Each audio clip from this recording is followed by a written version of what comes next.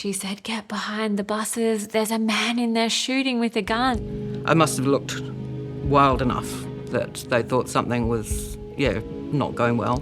If you can imagine you're sitting in your favourite cafe on a Sunday morning, having a cup of coffee with a couple of mates, and all of a sudden a guy bursts in with an AK-47 and starts shooting people right in front of you. That's a shotgun. That's a shotgun. See that man running there? Yeah. Go and pass the gun. I ended up with a whole lot of shrapnel wounds in the backside, and it felt like somebody with a heavy wire brush just giving me the greatest flogging.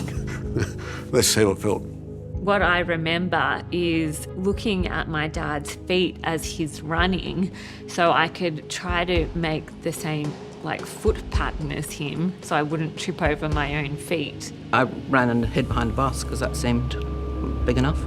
Couldn't tell you how fast we ran, but I'm tipping I would have walked on water. It was pretty quick. I remembered to take my shoes off because you always see these stupid films where women are running in shoes, and it just never made any sense to me.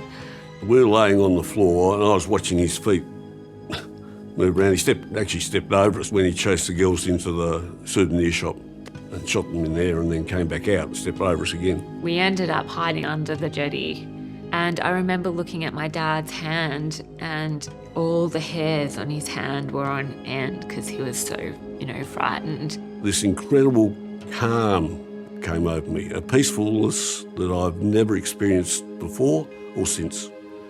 And I thought I was going to die, and I was at peace with that.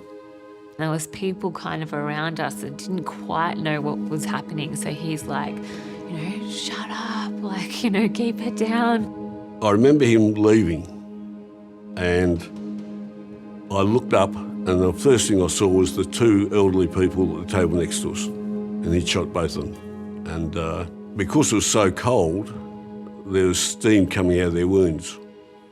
The image still sticks. It was horrific.